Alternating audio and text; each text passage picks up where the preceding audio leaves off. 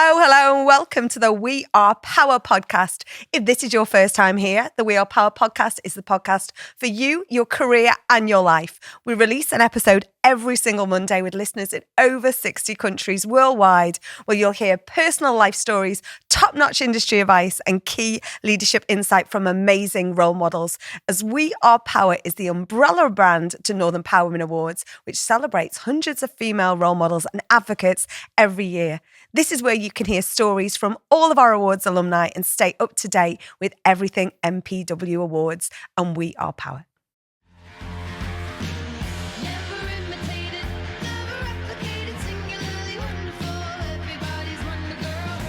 Well, hello and welcome to the podcast. This week I have a 2-for-1. I have Ella Grace, who is social entrepreneur, performer and mental health advocate, and mum Elaine, or Elaine. Obviously, I was christened Elaine, but all the kids call me Lainey. What do you want to be today? Laney's fine. Lainey. I like Lainey, yeah. All right. Yeah. And you are the founder of the wonderful Streetwise charity. Right, yeah. And between them, you have transformed thousands and thousands of lives. Now, here's a challenge for the start, okay? How would you describe your mum in 3 words? It has to be Braveheart. That's not 3 words, that's 1 word. Oh, it's hyphenated. You can have whatever you want. It's all good. Braveheart or Scottish warrior. Ginger Scottish warrior. The fire Scottish warrior. Does that even make sense? I don't know. There you go. I like Braveheart. Because you had me at Braveheart. Yes. And do you need the why behind that? A bit of context. Yeah, that's it. So basically, my mum is a Scottish warrior. There you go. We're part Glaswegian. And she's got the fire in her. She drives everyone. She is the driving force behind our family, and she's taught me strength and resilience like a Braveheart warrior. So there you go. And a true Northern Power woman, right? True. Oh, she is the OG power woman. That is it. That is true. Too kind. I can feel a whole merch range already before we've even started. Braveheart, the OG, all of the above. Lainey, tell us about this one. Wow. Well, she took out the words I was going to describe her, but I got 2, if that's okay. So for sure. What I do with Ella, I've always called her my Black Scottish warrior because she has always been such a warrior, so she has taken that. But extraordinary, that's the word I would describe Ella.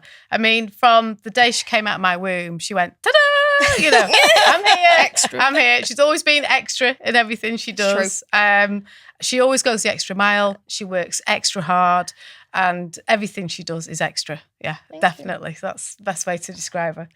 Extra passion. I first met the pair of you at the Northern Power Women Awards, where I think I saw smiles, and this just, you like sparkle, the pair of you. Aww, you came in looking extra, by the way, down that purple carpet, and after it, you shortlisted for one of our awards this year. One to watch, which was amazing, and we are watching. And then you're like, I would like to come on the podcast. It'd be great to have more, younger voices, which is 100% up our street. And I'm like, hell yes. Yes. And you're like, can I bring Lainey as well? Because you advocated for your mum, which I thought was just so smart and special and just gorgeous. Yeah, I always think that it's so important to have, I think the most amazing change makers and the people that are doing the best work, like, sometimes don't know how to have the platform. And I've always advocated for people that are like especially in the change making world with grassroots charities, and there's so many stars, especially up north. People don't know about us, and I'm always going down when I go down to London, and I'm saying, look at us, we're northern change makers, and people don't know, and we need that platform. So we're always advocating for that. That's for sure. Do you know what? And that is true Northern Power Women spirit. The spirit of why we created the awards was to high five achievements, to unearth the amazing role models, the people who don't get the platform, the stage, the voice.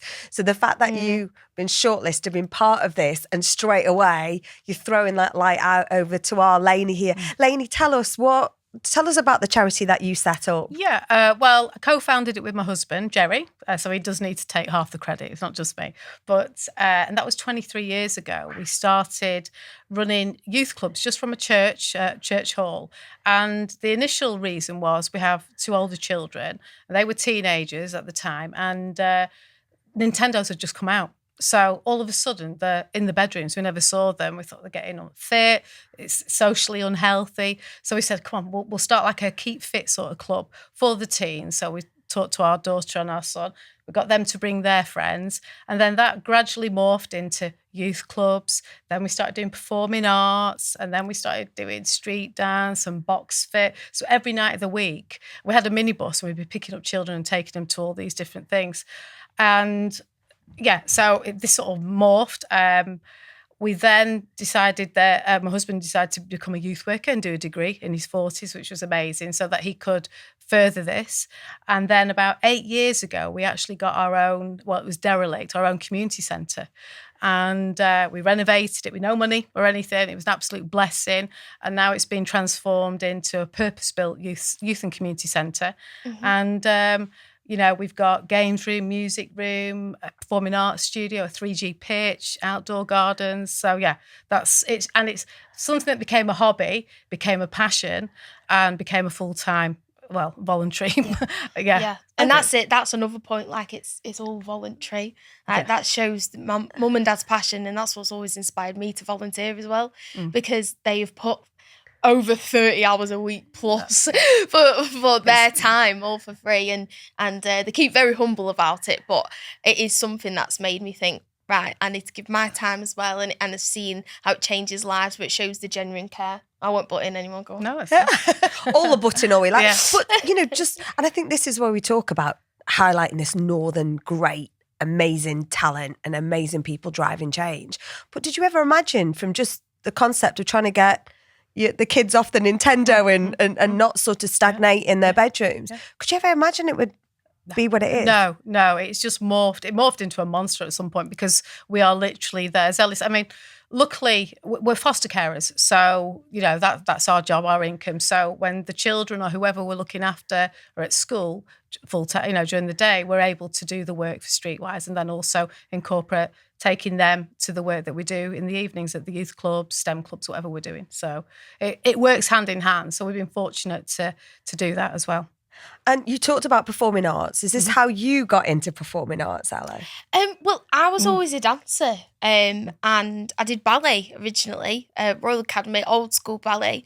And I sort of just fell into performing arts through slipping through it. I was a massive Corrie fan. I used to make my own little shows, didn't I? Yeah. I used to write my own little scripts, and little weirdo I was. It's what we did before iPads. And before iPads.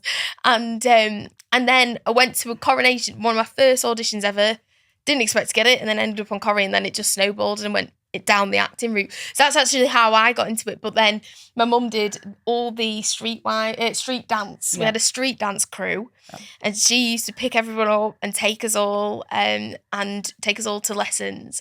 And we did competitions and everything. It was all my friends, and we were really good. Yeah. We did quite a lot of shows, didn't we? As well, we put on shows called Time to Shine for the children. I think our thing is it's about allowing children to have a go at anything. And things like dance and performing arts, stage school, they cost a fortune. So what we do with Streetwise is if we see a talent, we'll nurture it at no cost, get the kids into doing it, and then allow them to have a go at it, really. And so it's allowing everybody, we're all inclusive, to see that talent, we'll nurture it. But it's so simple, isn't it? Because it gives you the chance almost to try before you buy, because not everyone's good at everything. Exactly. But you can still enjoy it if you're not good at it. I'm dreadful at singing, dancing, all of that stuff. I don't believe that. No, my husband teaches salsa. I cannot. No, that's a whole other episode. We'll get into that one. Tell us what it was like being a young actor on Corrie, such an established... Well, I did a few things as a kid. I also was a TV presenter, so I had my own show on CITV, which doesn't even exist anymore, which is so sad. Which was like the ITV's version of CBeebies. But I think being a child actress is it's a mixed bag, really, because there was amazing highlights to it, but it also was a lot of pressure, and there was a lot of negative things that came from it. But I wouldn't change it for the world, because it also taught me how to have charisma, how to have the skills to talk. I was, I used to just play with myself, and it gave me the skills on how to build the business I have now. And it gave me these transferable things that I think are just priceless. So I do thank for all the opportunities going travelling. Yeah. We went, we hadn't even been on a train really, No. and we got with acting. If it wasn't for that, we wouldn't have been able to go to London and Manchester and like all these incredible places. Yeah. And you set your own business up at 17, didn't you? Yes, yeah. So again, what happened was I was usually the only working class northern as well girl at these auditions I was going to, and I noticed, 67%, might be wrong, but it's about 67% of this industry, the performing arts industry, is privately educated. It's very similar to politics, where only 7% of the whole population is privately educated. So there's a massive gap in opportunity when it comes to that, because it's so expensive to do, and private performing arts school, drama schools are so expensive. So when I was 17, I actually used to get annoyed, and it was like that drive that thought, right, I need to, the kids on the local council estate they're just as talented. Yeah, they just there's don't much talent have, there. they just don't have the opportunity. So that's why I wanted to open up Egg and have a triple threat. So it was acting, singing and dancing. But then that morphed into mental health education, and that's all. And wellbeing, yeah. Wellbeing, yeah. Now, correct me if I'm wrong here, but there seems to be a pattern developing. Oh, it started here, but it morphed into that. It started here, but it morphed. You just can't stop yourself, either of you, can you? No. What keeps you motivated and fueled, Lainey? For me, I love helping people. I do enjoy helping people. It's if I see a need, I want to help. Sometimes it has come at a cost as well, because you can do too much. And I have at one point burnt out and then also your family can be neglected to a degree if you're helping the community and that. But I'm biggest empath, aren't I? So that can be a problem sometimes, because I can absorb everybody's problem. We do, yeah. However, I'm learning not to do that and have boundaries put in place. But again, helping people and helping children, just seeing their faces and creating happy memories. That is our logo, if you will, our tagline for Streetwise, and it is creating happy memories, because I think the world is such a hard place to grow up in, especially more so than when we were children. And it's pretty dark, and it's pretty dark for a lot of families. So if we can just provide, these children come on a Saturday, or they come to holiday club, or come during the week. It's a place where they can come. We know they're going to smile. They're going to have a happy time. It's a safe place. And again, those are the sort of things, doing the shows and that. We've got kids from 15 years ago that are adults now, and they talk about, do you remember when we did that show? And those are the things, the happy memories that they can take with them for the rest of their lives. What about you, Ella Grace? I'd probably say similar. So it's empathy. I feel people's pain and I feel what they're going through, but I think it's also lived experience, and I want to be almost like a light to people, that because I understand how it feels from all the things I've been through. So especially with the mental health stuff I do, I see, like with my mentees, for example, I just want to be the voice and the light that I needed at their age, and I can see it. And I also I think I'm that age where I've had both worlds, literally. So playing out, no iPhones, no nothing, early 2000s. But then I've also grown up with social media, so I'm at that strange age. It's only, I'd say there's about 3 years, 97, 98, 99, 2000, and we know what it's like to grow up in both worlds, so I can relate from both sides to the young people that we help. And I saw a study, I think, earlier this week, and it was on something like 67%, or I might be just re-quoting your 67%. 67. I said it confidently. You go with it. 50% of young people school age would prefer there not to be social media around now. Really? Wow. Yeah. I agree wish. with that. And a lot of the one of my mentees said the other day, she's like, Ella, I'm so jealous that you got to have a proper childhood. She actually said that to me, and she's only 12, 13. So they're aware that there is I do understand that. I do agree with that. And how you've talked about the change in times. We've talked about the Nintendos and the iPads, and talk about what a regular, what did a childhood look like? Fundamental changes over the years.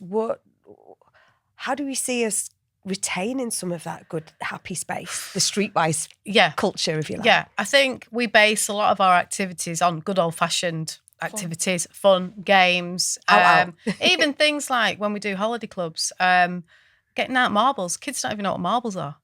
Yeah, I mean, which was crazy. I just expected it, but they haven't. You don't know the Macarena. Yeah. I don't know whether our viewers do. Do you want to give us a quick example? And whoops upside your head. They don't know the Macarena though. Like they don't. So we do sort of fun things like that. Like say just there's the performing arts, but games like even just musical chairs and things. But even the older ones join in with stuff like that. We've got pool tables and things like that. So it's that in-person interaction that all humans are missing out on. Yeah. And it's becoming the communication decline is an issue in itself. Kids do not know how to talk to each other. They don't know how to, and it's not even just kids, it's getting older and older since, all of the norm now is just be sat in a room on your phone. So, and there's consequences for that because we're human, we're human beings. We're about connection and community. So we're adding the old school connection that AI can't replace, that phones, tablets, no matter what gadget comes out next, it cannot replace human interaction, connection, community, and that has an effect on mental health. And I think communities are isolated. We run family groups as well, so it's not just for children, it's for the whole community. Of course it is, Elaine, of course it is. And look, it started off with kids, but obviously with having the community centre, we're fulfilling needs of families and that. And we run these family groups and they're fantastic, and it gets the mums out instead of just being sat at home with the baby on the phones. They think they're connecting, but they're not. And actually come into a group where we talk, we laugh, we help each other, don't we? It's just having community. Like when we grew up, we knew everybody's neighbour. You knew your neighbours, you went into each other's houses. You don't do that now. No. You don't do that now. So we're trying to put that back. And I was going to ask if you had a magic wand, what would you do with it? But it's keep talking, right? Yeah. What would you do, Ella? Magic wand. Well, I'd say with a magic wand, this is a bit off topic, but I'd say if I had a magic wand, I would help people with health problems and chronic pain because that's something I live with. So I live with chronic pain and autoimmune disease and endometriosis as well. So I've experienced a lot of pain, and I know the consequences of pain, what that can do to your mental health, what that can do to your social life, your career goals, everything. And I think if I had a magic wand, it'd be anyone that's facing pain to feel themselves again. But I know that's a bit like, I've changed. I've killed the vibe now, sorry. No. I know, but that's what I'd do if I had a magic wand. I'd help pain. Yeah. Topic. If I had a magic wand, I'd get rid of all phones. That would be it, because that is what is. Well, burner phones. We need the old school Nokia bricks. Come on, we need them at least, because then you could phones. Go back to how it was years ago. That's what I would prefer. Yeah. And how did you talked about burnout earlier? Yeah. Did you self-identify? What was the turning point? I've always, I don't know, wrongly or rightly, tried to be a superwoman. I mean, I don't rest. I get bored easily, so I'm happy going out every night doing groups. I mean, like I say, we foster, so we're at football, we're doing scout, whatever. I'm out every night and at weekends, so I'm quite happy being busy. That is me. But I think with absorbing people's negative energy, you get that when you in these communities, absorbing traumas and other people's traumas. Obviously with fostering, there's a lot of trauma that can go with that. You're absorbing the traumas of that. And obviously Ella she's been ill for quite a long time, and had a lot of trauma in her life as well. So and as a mum, you worry, so all these things, but I just carried on, trying to save the world and help the world. But last year, when I had no problems at home, things are going really, really well, it just sort of hit me. I started feeling, just don't feel right, started feeling a bit of anxiety. And I've never had that. I'm optimistic person. My cup is always full. Painfully optimistic. If you ask my husband, and I go, no, it's gonna be SpongeBob. okay. Yeah, SpongeBob optimistic. That's me, and I always have been. So, and I'm happy to carry on being optimistic. There's always a way. There's always, a good side to things. We can always find the right way. But I didn't realise that in my own body, I was just starting to feel ill. And it was my actual body that was manifesting probably the traumas that I've never dealt with over the years, family, personal trauma as well. So, yeah, it sort of hit me right in the back. Went, no, you need to stop. And I was like, wow, I need to actually do some stuff for me, because I don't go to the gym. I don't go get my nails done. I don't do anything for me. Everything's for other people. With my mum. Yeah, which I like doing things for other people. So that makes me happy. However, I've just started to do things for myself. So one thing I'm doing, to fill up my own cup, because I realise actually I can't give out if I'm not full myself. So one thing I'm doing, what you mentioned before, is I've entered a sort of competition, a charitable competition, and we're doing 10 weeks of Strictly Come Dancing. So I'm doing the salsa. Oh, yeah. Right. Let me get Northern Power Man in. Let me get Robin. Yes. So that's next week, the actual charity ball that we're doing it at. So myself and 2 other volunteers from Streetwise, we've been rehearsing for 10 weeks, and we're doing all different dances. So and that's way out of my comfort. And that's interesting, because when you're doing something like that, and you have to be intentionally in the moment, you've got to put your phone down. You've got to be able to focus and concentrate. Otherwise, you're stepping on someone's toe, right? Yeah. I know that's just me, right? But that's no, actually. What have you learned most about yourself in those 10 weeks? I've actually realised that I can do something for me and not feel guilty about it. Because I think it's like you feel the guilt, you're doing it for you, when there's so much to do and so many people to help, Because we have responsibility. A lot of people rely on us. So you take on even if it's not there, you take on that, the responsibility to help them all the time. There, you feel guilty. Yeah, you can feel guilty. It's like being a foster carer, that is 24/7. All year long. So, and that can be very absorbing, So, yeah, I've actually enjoyed having some me time, I've really enjoyed doing it, and actually I can do this. So I'm actually going to hopefully, once the competition's finished, start doing salsa classes on a Friday. Yeah. So I'm going to be fitting something in and having a night for myself. So so it's all good. Look at that bit of sashaying across. Ella Grace, how do you protect your own mental health? You openly say here, you're there, people rely on you, both of you. You're giving back, you're mentoring, you're organising. Yeah. But how do you look after yourself? Fill your own oxygen mask on? Yeah, so I think awareness is the first thing, because when you're frontline workers like we are, like that's what I'd say we are, and we're volunteers as well, and we've been volunteers for years, and we're doing it out of our hobby. So we're doing it out of because we genuinely love these people, we genuinely want to help. It becomes like blurred. You don't even realise how much you're doing, because you're just doing it all the time. There's been times where I just spent 60 hours at the community centre. You don't even realise it because it doesn't feel like a job. It feels like a passion. So I think the awareness is the first thing, and to be, wait a second, have I actually done anything for me this week? How have I been eating? Is that checking in with yourself? So I think awareness is the first thing. I think the second thing for me, I think the health, because the stress is affecting my health, it's been a wake-up call. And they say a healthy man has 1,000 things, unhealthy man, well, I absolutely botched that, but it's like I think it's like an unhealthy man just wants one thing, something like that. But I get it. Basically, it means it's the priority, because health is everything at the end of the day. And people think that it doesn't apply to them. They're stressing out. You have to take that time. So I do the sauna most days. I work out. I do ice baths as well. I make sure that, instead of I never used to, but I make it priority to get my nails done, I get my lashes done, make that time, and I block it out like I would as a meeting. So I block that out in my calendar with the same colour as a meeting, so then my brain thinks, this is just as important as a Zoom.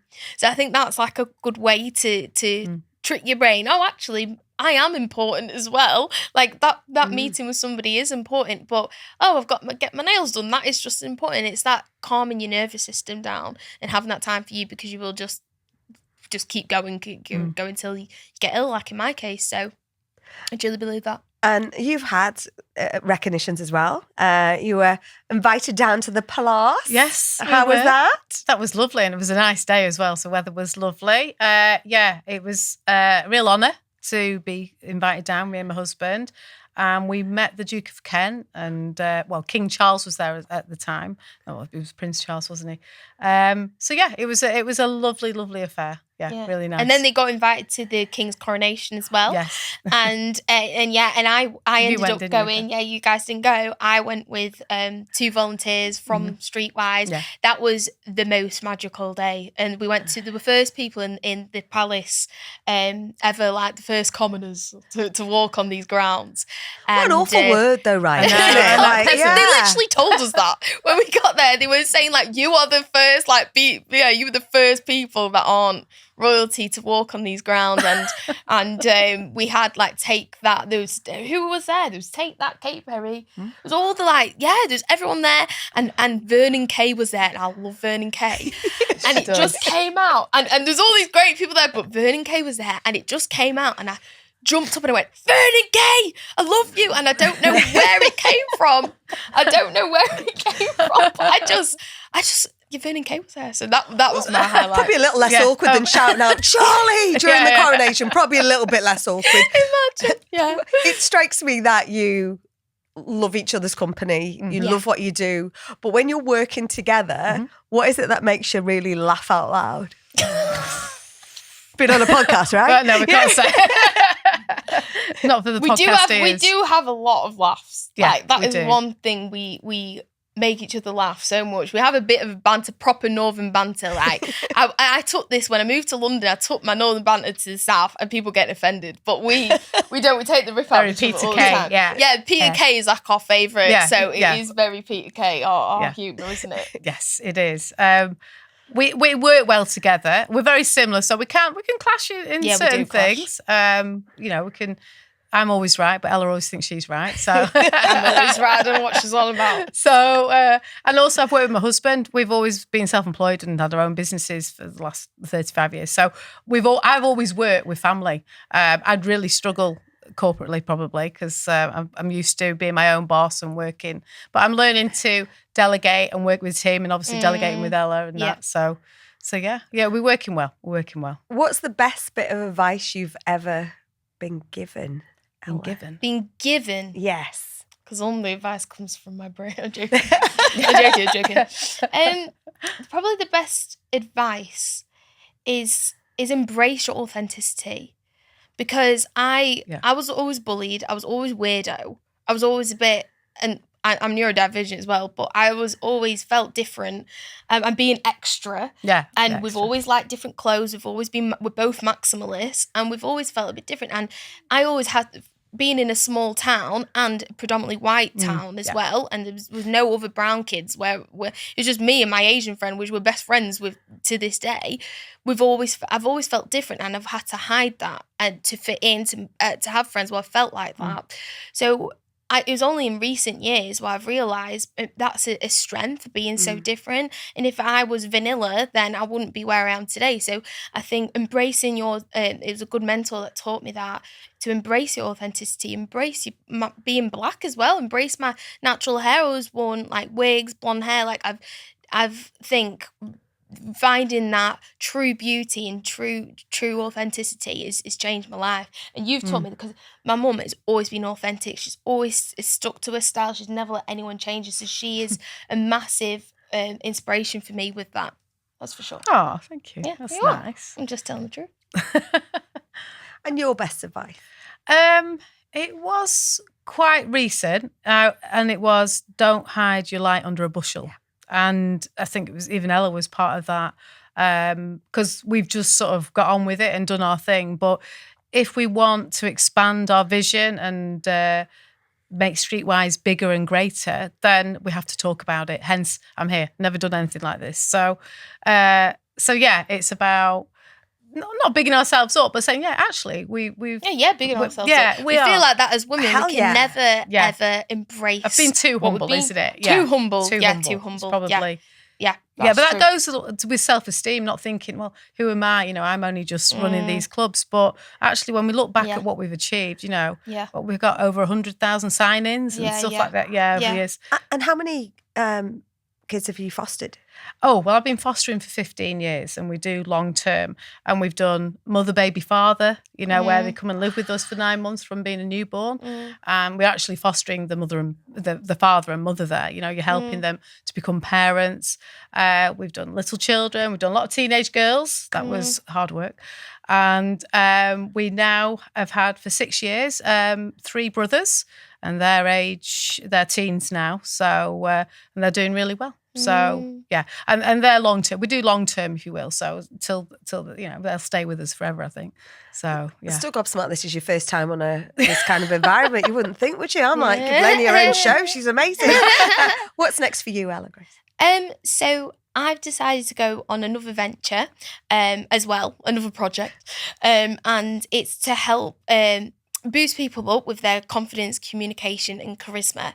And it's using a blend of performing arts and everything I've learned as a child actress, blending that with neuroscience, cognitive behavioral therapy, all the things we do with the wellbeing work, and creating a unique formula where you can have lasting warmth, charisma, and that is to help clients like everywhere. So in corporate spaces, to be authentic as well, to help them in sports, everywhere. Yeah. So that's my new venture that I'm working on, and trying to use again that lived experience to use my passions and talents to do that.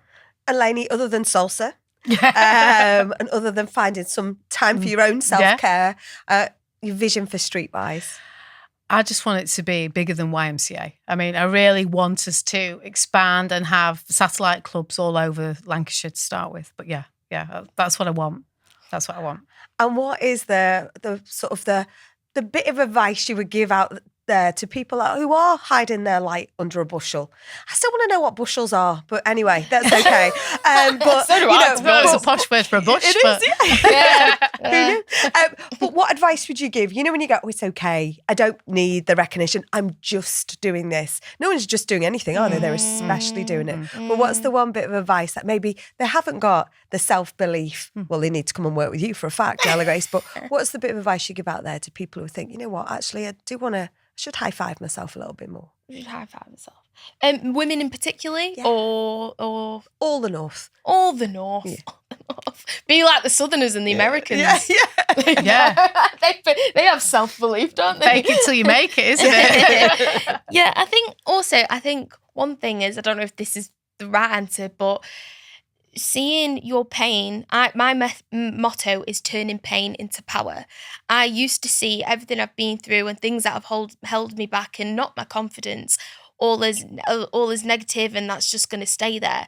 But then once I started learning how the brain works and how you can adapt and transform, it is possible to turn everything that's bad and what you feel into positive energy. And that's basically what I've done, and that's my motto, and that's what I'm trying to teach people. So I'd say, if that's happened to you, that you can grow, scientifically. Neuroplasticity, won't get into that, but I'm trying to say it actually is scientifically proven. You can transform, you can change, you're not stuck as you think you are not stuck, and you can turn that pain into power, and I truly believe that's what I've done. And what's the mantra you live by, Elaine? The mantra, I would always say to people, one gift that we've all got, something that we've all got in common, is time. It's all we've ever done, me and my husband, is we're not special in any way particularly, but we've given our time, and it's just dedicating that time. And I think everybody, I know time is very precious and everybody works very hard, but if you have time to sit down and watch a box set, if you have time to be scrolling through your phone, and you have time to go watch play football and watch Corrie, then you have time you can volunteer your time, even if it's just an hour a week. But that would actually, you'd feel good about it, but you're helping. And it's just giving, isn't it? Just giving your time. I think that's all we've ever done, and that's probably one of the most precious things you can do, is give your time. And that boosts confidence as well. If you're helping others, you feel better about yourself as well. So it's a win-win. And you become, you make a bunch of new friends volunteering. You have a new family. You can get involved in. So yeah, give your time. That's just a little bit, but just give your time. It's something to give or gain, isn't it? And I think what strikes me about you two beautiful humans is that it's good to talk. Yeah. You know, the success of what you've done and what you grow with you and Jerry, Super Jerry, with Streetwise, with you, with your multiple businesses, is all about creating that time to talk. Thank you so much for giving me the time and our listeners the time to talk today. I've loved having you on our teal couch. Thank you. I look forward to seeing Thank you you again. for giving us the opportunity. Thank you for thank being you. not just awesome, but especially awesome. Oh, thank you so much. Thank Thank you. you. Subscribe on YouTube, Apple, Amazon Music, Spotify, or wherever you get your podcasts.